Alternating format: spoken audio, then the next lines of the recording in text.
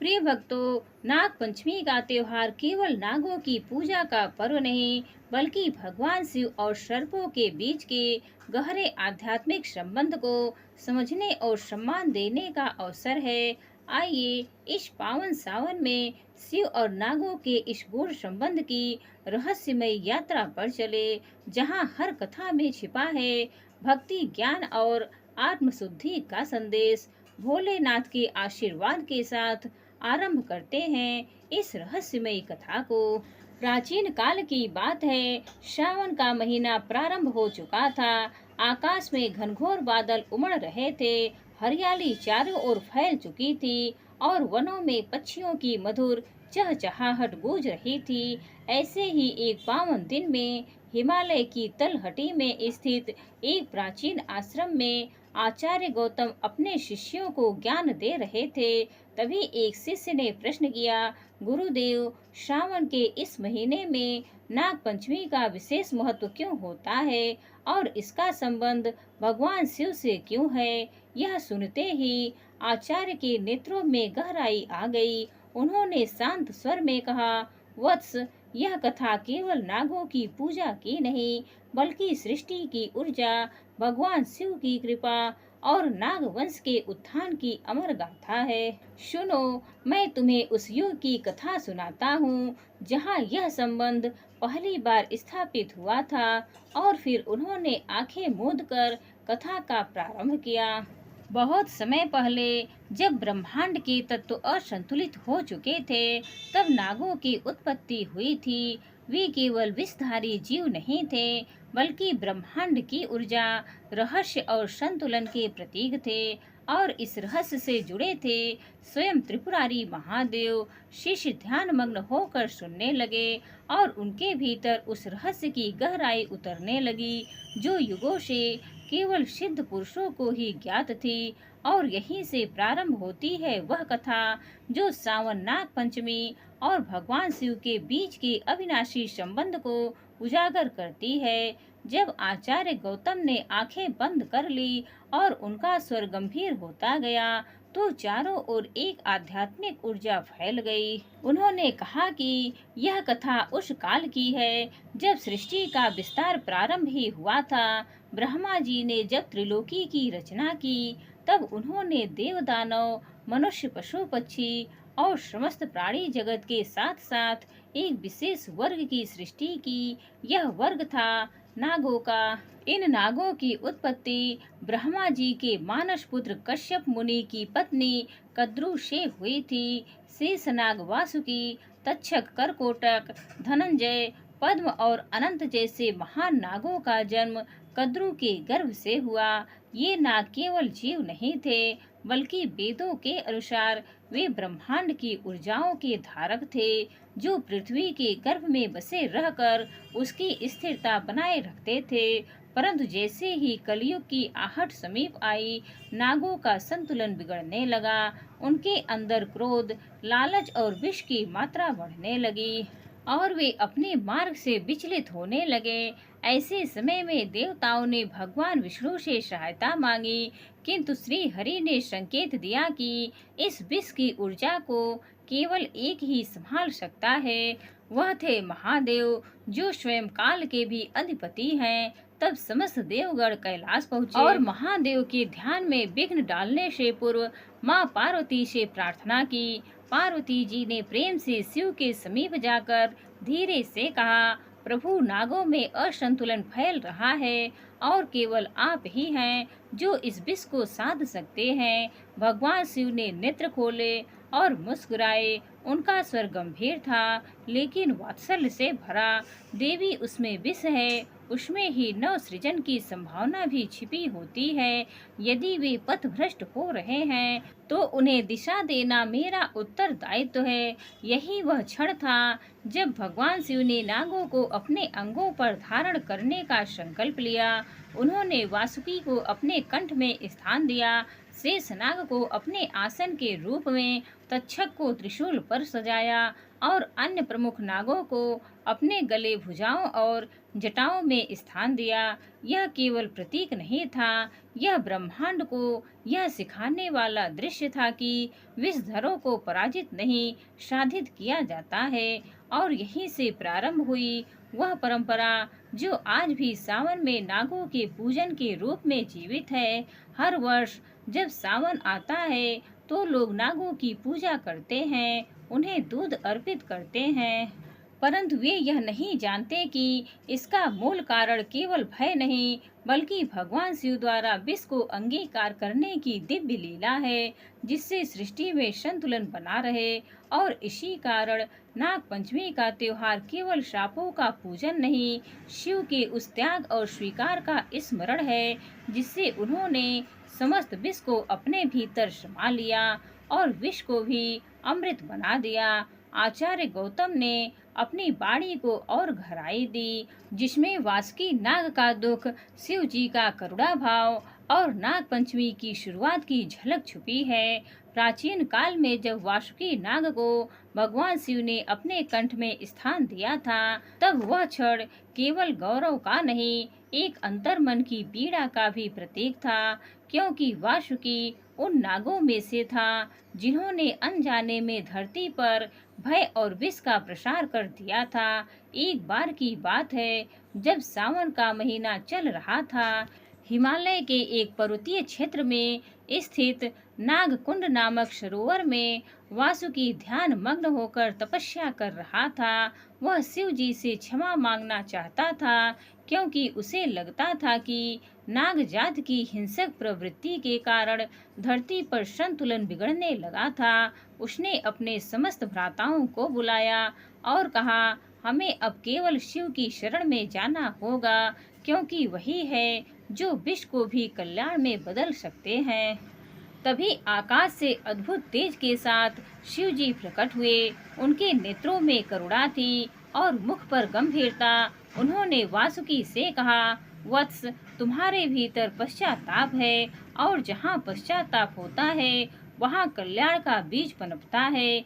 तुम्हें अपने कर्मों से नहीं, अपनी भावना से आंका जाएगा। यह सुनते ही वासुकी रो पड़ा और उसने शिव के चरणों में अपने को समर्पित कर दिया।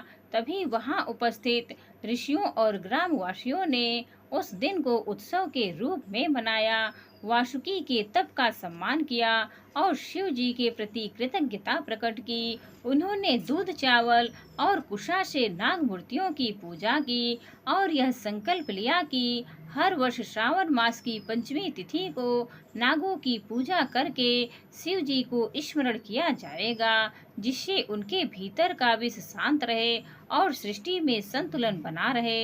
यह तिथि नाग पंचमी के नाम से जानी गई। इस दिन महिलाएं अपने घर की रक्षा के लिए नागों की आराधना करती हैं, बच्चे नाग देवता की कहानियां सुनते हैं और घर घर में दूध, चावल और दुर्वा अर्पित की जाती है। यह केवल पूजा नहीं थी, यह एक प्रतीक था कि जब हिंसा, विष और भय को पश्चाताप, भक्ति और समर्पण से जोड़ दिया जाता है, तो वह उत्सव में बदल जाता है। आचार्य बोले, इसीलिए वासुकी की कथा केवल एक नाग की नहीं, एक आत्मा की कथा है, जो अपने पाप से मुक्त होकर भगवान शिव की कृपा से पूज्य बन गया। यह कथा सुनकर सभी शिष्य स्तब्ध रह गए, क्योंकि उन्होंने पहली बार नाग पंचमी के पीछे छिपी भावना को समझा था और जाना कि श्रावण का यह पर्व केवल देवताओं का नहीं, पशु, प्राणी और हर उस तत्व का है जो शिव की चेतना में एकाकार हो सकता है। जब आचार्य गौतम ने वासुकी की कथा पूरी की, तो शिष्यों के मन में एक और प्रश्न जागा। एक शिष्य ने पूछा, गुरुदेव, क्या शेषनाग भी शिव जी से जुड़े हैं? वे तो विष्णु भगवान के सैया रूप में माने जाते हैं, फिर उनका स्थान इस कथा में कहाँ है?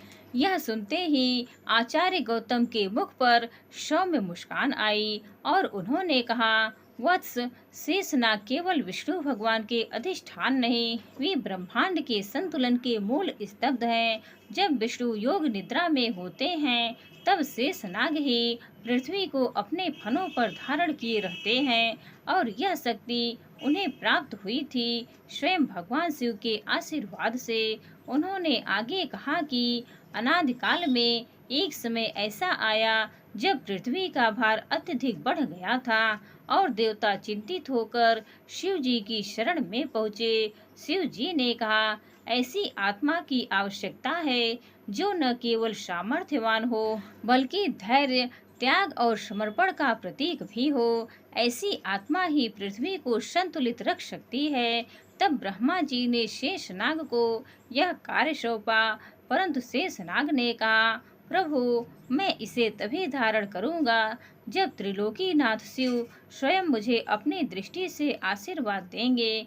तब शेषनाग कैलाश पर्वत की ओर चल पड़े। वहां उन्होंने कठिन तप आरंभ किया।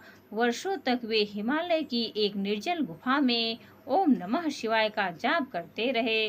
उनके फन बर्फ से ढक गए थे, शरीर कंठ तक जम गया था, परंतु ध्यान नहीं टूटा।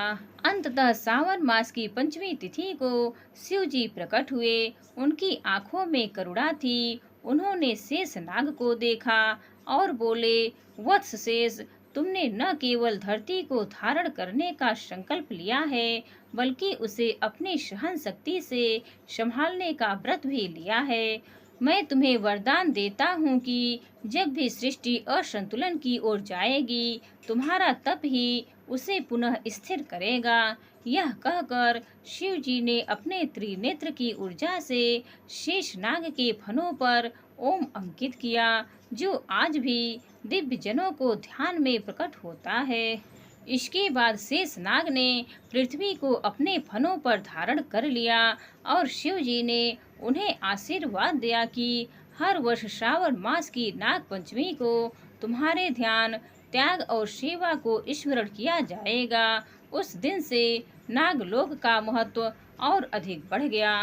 नागलोक केवल एक संसार नहीं, एक ऊर्जा केंद्र बन गया, जहाँ शेषनाग अपने ध्यान से समस्त लोगों की गति पर दृष्टि रखते हैं। यही कारण है कि ब्रह्मांड के अनेक रहस्य नागों से जुड़े हुए हैं।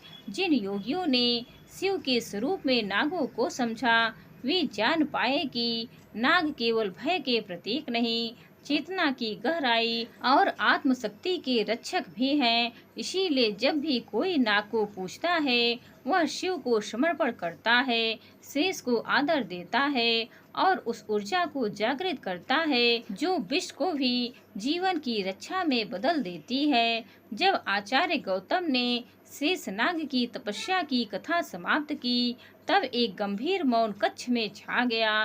पर यह मौन अधूरा नहीं था, वह एक और गूढ़ रहस्य की दस्तक थी। तभी आचार्य ने अगली कथा आरंभ की और कहा, अब सुनो तक्षक नाग की गाथा, जो एक समय भ्रम, अहंकार और प्रतिशोध की अग्नि में जल उठा। लेकिन सावन की एक विशेष रात को शिव कृपा ने उसे भी मुक्त कर दिया।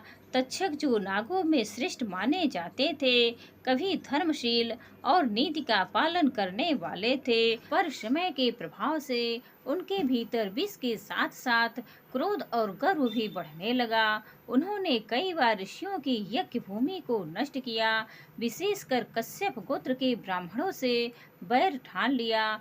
सबसे प्रसिद्ध घटना तब हुई जब उन्होंने राजा परीक्षित को विष देकर मार डाला, जिससे महाभारत के बाद एक बार फिर पृथ्वी पर कोहराम मच गया। राजा जन्मेजय ने उस घटना से आहत होकर सर्पसत्र नामक महायज्ञ का आयोजन किया, जिसमें समस्त नागों को आहुति देने का संकल्प लिया गया। यज्ञ की ज्वाला इतनी प्रचंड थी कि उसमें असंख्य नाग जलकर भस्म हो रहे थे। वासुकी, पद्मकुलीन, महापद्य, करकोटक सब भयभीत होकर भागने लगे। तक्षक स्वर्ग में जाकर इंद्र के आसन के नीचे छिप गया, लेकिन यज्ञ की शक्ति इतनी प्रबल थी कि इंद्र सहित तक्षक को भी ज्वाला खींचने लगी। तभी आस्तिक ऋषि, जो स्वयं एक नाग माता से उत्पन्न हुए थे, बीच में आए और उन्होंने राजा जन्मेजय को शिव की मर्यादा, क्षमा और संतुलन का उपदेश दिया। जन्मेजय ने शिव को स्मरण किया और यज्ञ रोक दिया, जिससे तक्षक सहित समस्त नागों की रक्षा हुई। पर तक्षक का मन शांत नहीं था। उसे यह बोध हुआ कि उसने जो भी किया वह अधर्म की ओर था। वह सीधा कैलाश पर्वत पहुंचा और शिव जी के समक्ष समर्पित हो गया।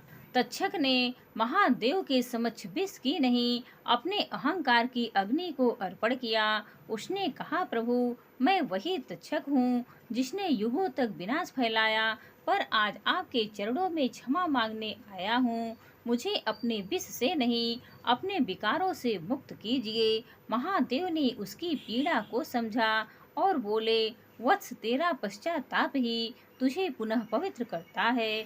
जाओ, जब भी कोई भक्त नाग पंचमी पर तुम्हें दूध अर्पित करेगा, उसकी भक्ति तुम्हारे भीतर के विष को अमृत में बदल देगी। और उसी दिन से तक्षक को भी पूजनीय नागों की श्रेणी में रखा गया। यह वही दिन था जब एक शिव मंदिर में प्रथम बार तक्षक की मूर्ति स्थापित हुई और नाग पंचमी की पूजा में एक नई परंपरा जुड़ी, क्षमा के लिए अर्पण। आज भी उस शिव मंदिर में, जो मध्य भारत के एक प्राचीन वन क्षेत्र में स्थित है, नाग पंचमी के दिन हजारों भक्त दूध, चावल और बिल्व पत्र के साथ तक्षक की पूजा करते हैं।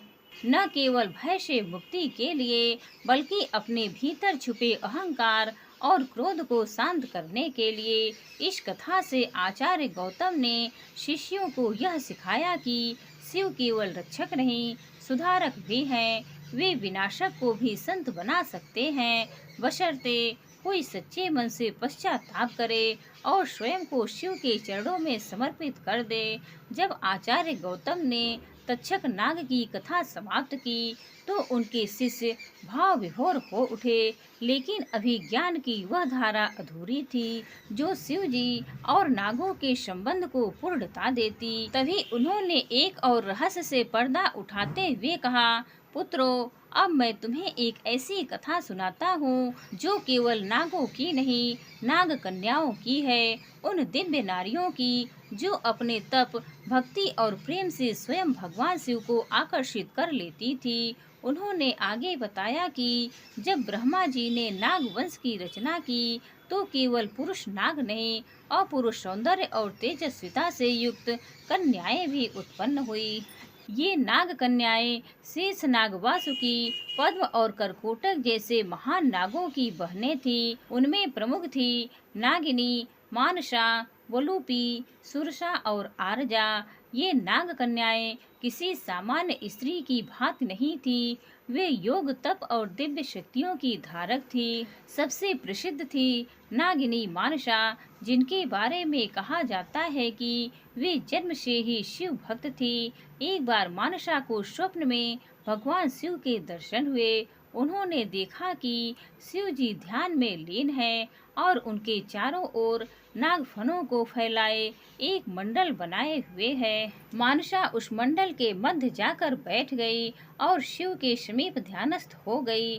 जब वह नींद से जागी तो उसकी आंखों में अपूर्व तेज था। उसने प्रतिज्ञा की कि जब तक शिव साक्षात दर्शन नहीं देंगे वह अन्न, जल और निद्रा का त्याग करेगी। वह उत्तर दिशा की एक गुफा में जाकर तप में लीन हो गई।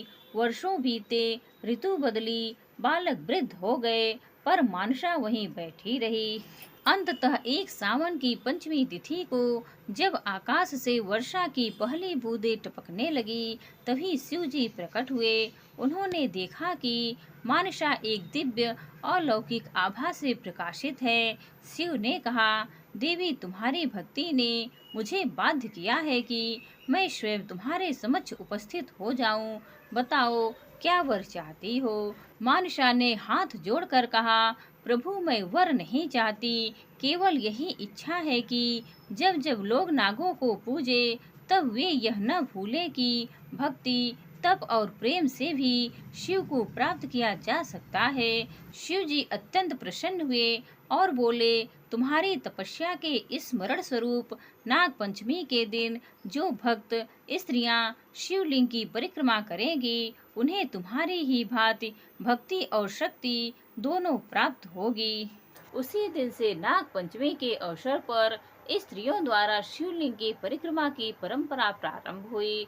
मानुषा नागों की अधिष्ठात्री देवी बनी और शिव भक्ति का प्रतीक भी। आज भी बंगला, असम, बिहार और उत्तर भारत के कई क्षेत्रों में नाग पंचमी के दिन मनसा देवी की पूजा होती है, जो इस बात का प्रतीक है कि नारी यदि चाहे तो अपने तप से स्वयं महाकाल को भी प्रसन्न कर सकती है। यह कथा शिव और नागों के संबंध की एक और कड़ी है, जो यह दर्शाती है कि शिव की उपासना केवल भय से नहीं, प्रेम और समर्पण से भी होती है। आचार्य गौतम ने शिष्यों से कहा, जो शिवलिंग के चारों ओर परिक्रमा करता है वह केवल एक प्रतीक की नहीं, उस दिव्य परंपरा की परिक्रमा करता है जिससे मानसा जैसी आत्माएं आज भी संसार को भक्ति का मार्ग दिखा रही हैं। आचार्य गौतम ने जब मानसा नागिनी की कथा समाप्त की तो उनके शिष्यों के मन में एक विलक्षण गूंज उठी कि क्या शिव केवल ध्यान और तप में ही प्रकट होते हैं या वे प्रकृति के प्रतीक रूपों में भी उपस्थित रहते हैं।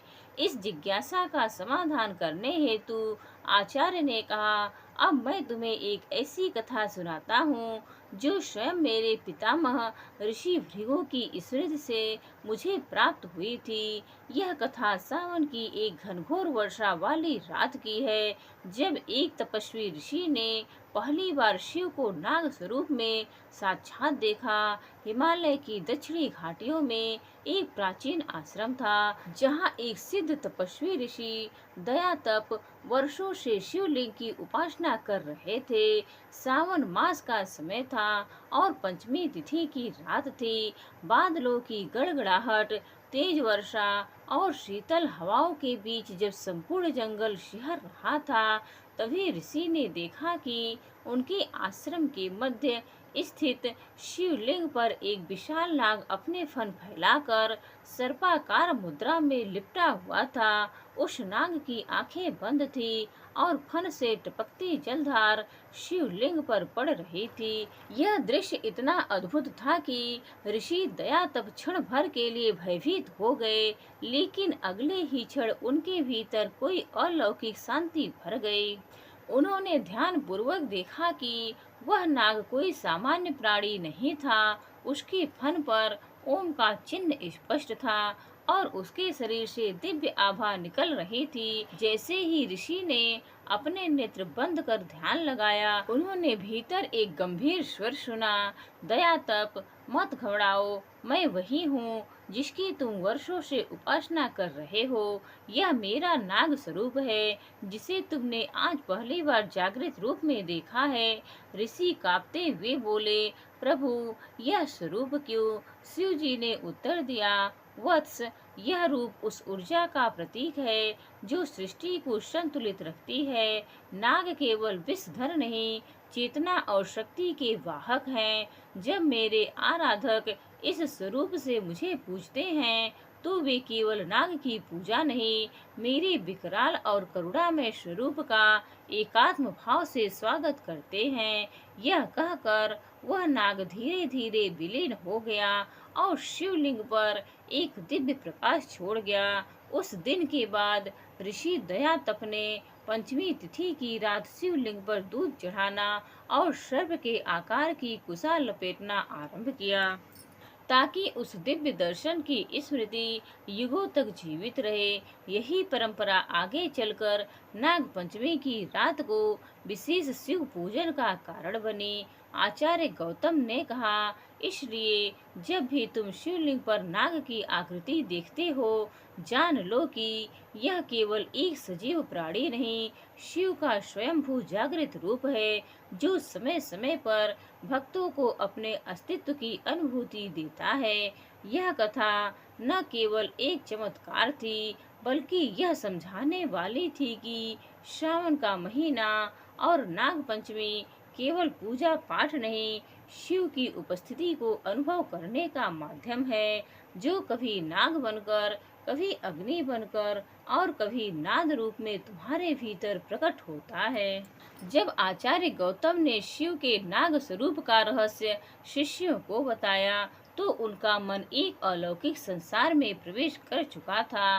पर आचार्य ने देखा कि जब उन्हें शिव और नागों के संबंध को केवल देवताओं और ऋषियों तक सीमित नहीं रखना चाहिए, इसीलिए उन्होंने अगली कथा एक सामान्य गृहस्थ किसान से जुड़ी सुनाई, जिससे यह स्पष्ट हो सके कि नाग पंचमी केवल देवताओं का पर्व नहीं, जनमानस की आस्था का उत्सव भी है। बहुत समय पहले की बात है, उत्तर भारत के एक छोटे से गांव में धर्मन नामक एक सरल और परिश्रमी किसान अपनी पत्नी गौरा और 2 बच्चों के साथ रहता था। उसके घर के पास एक पुराना शिव मंदिर था, जिसके पास एक विशाल पीपल का वृक्ष था। उस वृक्ष की जड़ों में एक नाग का जोड़ा वर्षों से निवास करता था। गांव वाले मानते थे कि वे नाग शिव स्वरूप है और उन्हें किसी प्रकार की हानि नहीं पहुंचाते, पर धर्मन इन बातों को अंधविश्वास समझता था। एक वर्ष जब सावन की पंचमी आई, तब गांव की स्त्रियां उस पीपल वृक्ष के नीचे नाग पूजा के लिए इकट्ठा हुई, पर धनमन ने मजाक उड़ाते हुए अपनी हल की मूठ उसी पीपल के नीचे गाड़ दी। उसी रात जब धर्मन अपने घर लौटा, तो उसकी छोटी बेटी को एक विषैले सर्प ने डस लिया। पूरे गांव में हाहाकार मच गया। वैद्य आए, तंत्र मंत्र हुआ, पर बच्ची की हालत बिगड़ती गई। तब उसकी पत्नी गौरा ने रोते हुए कहा, तुमने भगवान शिव के निवास स्थान को अपवित्र किया है। वह नाग कोई साधारण सर्प नहीं था, वह शिव का दूत था। धर्मन को अपनी गलती का एहसास हुआ और वह दौड़ता हुआ मंदिर पहुंचा। श्रावण की तेज वर्षा हो रही थी, पर धर्मन ने उस पीपल वृक्ष के नीचे खड़े होकर शिव से प्रार्थना की, हे भोलेनाथ, मैं अज्ञानी हूँ, मैंने अनजाने में आपके दूत को अपमानित किया है। कृपा करें, मेरी बेटी को जीवन दान दे, मैं सच्चे मन से प्रायश्चित करूँगा। तभी एक तेज बिजली कड़कने के साथ वह नाग जोड़ा वृक्ष की जड़ों से बाहर आया, पर उसने धर्मन को डसा नहीं, बल्कि उसके चारों ओर फन फैलाकर घेरा बना लिया। धर्मन भयभीत हो गया, लेकिन तभी उसके कानों में घंटियों की ध्वनि और ओम नमः शिवाय का नाद गूंजा। और जब वह घर लौटा, तो उसने देखा कि उसकी बेटी की नाड़ी फिर से चलने लगी। वह उठ बैठी थी, जैसे कुछ हुआ ही न हो। उस दिन के बाद धर्मन ने उस स्थान पर प्रति वर्ष नाग पंचमी पर दूध, चावल और कुशा अर्पित करना आरंभ किया। गांव के लोग कहते हैं कि उस दिन से उस पीपल की छाया में कोई सर्प नहीं काटता, और जो भक्त सच्चे मन से वहां पूजा करता है, उसकी सभी बाधाएं समाप्त हो जाती हैं। यह कथा पीढ़ी दर पीढ़ी चली आई और नाग पंचमी केवल एक परंपरा नहीं, एक जन आस्था बन गई। आचार्य गौतम ने कहा, यही कारण है कि आज भी गांव-गांव में स्त्रियां नागों की पूजा करती हैं। वे जानती हैं कि यह शिव की भक्ति का उत्सव है, जिसमें भय, प्रायश्चित और करुणा एक साथ समाहित है। जब आचार्य गौतम ने किसान और नाग की लोक कथा सुनाई, तब एक शिष्य ने उत्सुकता से पूछा, गुरुदेव, जब हम शिव जी की मूर्ति देखते हैं, तो उनके कंठ में नाग होते हैं और हाथ में डमरू, क्या इन दोनों प्रतीकों का कोई आपसी संबंध है? आचार्य मुस्कुराए, उनकी दृष्टि गहराई से चमक उठी और उन्होंने कहा, वत्स, शिव का डमरू और उनके साथ नागों की उपस्थिति केवल प्रतीक नहीं, यह दृष्टि के मूल संगीत और ऊर्जा के बीच की रहस्यमय संगति है। यह रहस्य एक बार श्रावण की पंचमी तिथि को प्रकट हुआ था। यह कथा उस समय की है जब शिव जी कैलाश पर्वत पर ध्यान मग्न थे।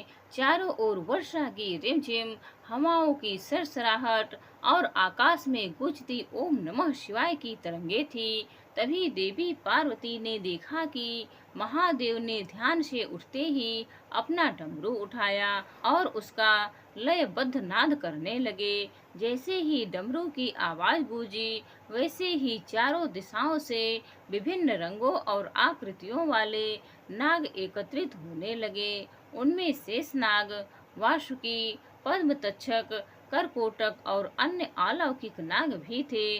पर यह कोई सामान्य सभा नहीं थी, यह एक दिव्य आयोजन था। शिव के डमरू की ध्वनि किसी मंत्र की भांति गूंज रही थी और नागों ने उसी लय पर नर्तन आरंभ किया। उनके फन शिवलिंग की आकृति बना रहे थे। उनकी गति पंच तत्वों की लहरों जैसी थी और शिव जी स्वयं समाधि भाव में इस संगीत के माध्यम से सृष्टि की चेतना में कंपन भर रहे थे। पार्वती जी ने विस्मय से पूछा, प्रभु यह कौन सा राग है जिसे आपने डमरू से जन्म दिया और जिससे नागों को चेतना जागृत हो गई? शिव जी ने उत्तर दिया, देवी यह नाग राग है। यह दिव्य ध्वनि जो सृष्टि के आदि से विद्यमान है। यह संगीत केवल कानों से नहीं, आत्मा से सुना जाता है। जब यह नाद जागृत होता है तो हर जीव की चेतना अपने मूल स्रोत की ओर आकर्षित होती है। और फिर उन्होंने बताया कि सृष्टि की रचना के समय डमरू की 14 ध्वनियां यानी महेश्वर सूत्र प्रकट हुई थी, जिनसे व्याकरण, स्वर, व्यंजन और लय का जन्म हुआ था। उन्हीं ध्वनियों को जब पंचमी तिथि पर दोहराया गया तो नागों की चेतना जागृत हो गई और उन्होंने अपने अपने विष को त्याग कर शिव के स्वरूप में विलीन कर लिया। उसी दिन से मान्यता बनी कि सावन मास की नाग पंचमी को यदि डमरू की ध्वनि, नागों की पूजा और शिव के ध्यान को एक साथ साधा जाए तो साधक को दिव्य संगीत और योग की गूढ़ अनुभूति होती है। यह कथा आगे चलकर तंत्र साधकों में प्रसिद्ध हुई। वे कहते हैं कि नाग पंचमी की रात को शिव का डमरू यदि किसी गुफा या वन में बजता सुनाई दे तो समझो कि शिव स्वयं अपने नागों के साथ तांडव कर रहे हैं और वह स्थान जागृत हो चुका है। आचार्य गौतम ने कहा, नाग पंचमी केवल दूध और नाग के पूजन तक सीमित नहीं है। यह शिव की चेतना के साथ उस दिव्य लय को साधने का पर्व है जिससे सृष्टि जन्म लेती है और मृत्यु भी उसी में विलीन हो जाती है। जब आचार्य गौतम ने शिव के डमरू और नागों की लयात्मक भक्ति का रहस्य बताया, तब एक और शिष्य ने जिज्ञासा व्यक्त की, गुरुदेव, गरुड़ जी तो विष्णु भगवान के वाहन हैं और उन्हें नागों से शत्रुता रहती है। फिर शिव जी क्यों नागों को अपने प्रिय मानते हैं? क्या इन दोनों दृष्टिकोणों में कोई सामंजस्य है? आचार्य ने अपनी आंखें बंद की और एक गहरी सांस लेकर बोले, वत्स, यह प्रश्न बहुत गूढ़ है और इसका उत्तर छिपा है उस दिव्य वार्तालाप में जो स्वयं गरुड़ और शिव के बीच एक सावन की पंचमी को घटित हुआ था।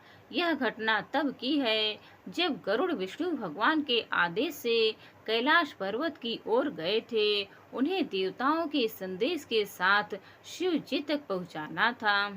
लेकिन जब वे कैलाश पहुँचे तो उन्होंने देखा कि शिव जी ध्यान में लीन हैं और उनके चारों ओर अनेक विषैले नाग फनों को फैलाए बैठे हैं, जिनमें वासुकी, तक्षक, करकोटक और अन्य सर्प भी थे।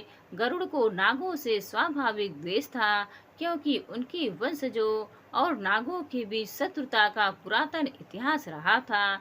वे आक्रोशित हुए और बोले, हे प्रभु शिव, आप तो त्रिदेवों में महानतम हैं, फिर ये नाग जो छल, भय और विष के प्रतीक हैं, आपके इतने समीप कैसे? आपने इन्हें क्यों अपनी भुजाओं, कंठ और जटाओं में स्थान दिया है? शिव जी ने आंखें खोली। उनकी दृष्टि शांत लेकिन प्रचंड थी। वे बोले, वत्स गरुड़, यह तुम्हारा अहंकार नहीं, परंपरा की छाया बोल रही है। नागों को केवल उनके विष से मत आको। जिस प्रकार अग्नि जला सकती है पर भोजन भी पकाती है, उसी प्रकार नागों का विष विनाशक भी हो सकता है और रक्षक भी। गरुड़ ने प्रतिवाद किया, पर ये ही नाग मानवों को काटते हैं, साधु संतों के यज्ञ भंग करते हैं और भय का प्रतीक बन गए हैं। शिव मुस्कुराए और बोले, नाग वही करते हैं जो ब्रह्मांड में ऊर्जा करती है। वे किसी का अमंगल तभी करते हैं जब वह संतुलन से विचलित हो जाता है। जो संयम में है, जो श्रद्धा से पूजन करता है, उसके लिए नाग रक्षक बन जाते हैं। उन्होंने आगे कहा, तुम विष्णु के वाहन हो, तुम्हारा कार्य गति है और नागों का कार्य गहराई। गति और गहराई जब साथ होती हैं तभी सृष्टि संतुलित होती है। इसीलिए मैं उन्हें अपने कंठ में धारण करता हूँ, ताकि उनका विष लोकों में नहीं, मेरे भीतर समाहित हो। यही कारण है कि नाग पंचमी के दिन लोग नागों को नहीं, मेरे स्वीकार को पूजते हैं। गरुड़ ने नतमस्तक होकर शिव के चरणों में शीश झुकाया और कहा, प्रभु, आज आपने मेरे हृदय की गांठ खोल दी। अब मैं नागों को केवल शत्रु नहीं, संतुलन के रक्षक रूप में देखूंगा। उसी दिन शिव जी ने आशीर्वाद दिया कि नाग पंचमी को जो मनुष्य श्रद्धा से नागों की पूजा करेगा, उसे न केवल भय से मुक्ति मिलेगी, बल्कि ज्ञान और संतुलन की भी प्राप्ति होगी।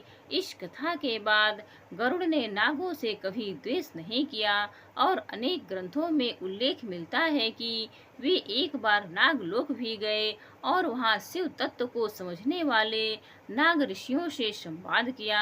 आचार्य गौतम बोले, यही कारण है कि आज भी गरुड़ ध्वजधारी मंदिरों में भी नाग पंचमी का उत्सव मनाया जाता है, क्योंकि यह पर्व केवल नागों का नहीं, संतुलन और शिव की करुणा का प्रतीक है। तो मित्रों, यही थी श्रावण में नाग पंचमी और शिव जी का गहरा संबंध पर आधारित अब तक की 10 पौराणिक रहस्यमयी और आध्यात्मिक कथाओं की श्रृंखला, जहां आपने जाना कि नाग केवल पूजन के पात्र नहीं, बल्कि भगवान शिव के अंग, उनके विष को धारण करने वाले और सृष्टि के संतुलन को बनाए रखने वाले शक्ति स्वरूप हैं।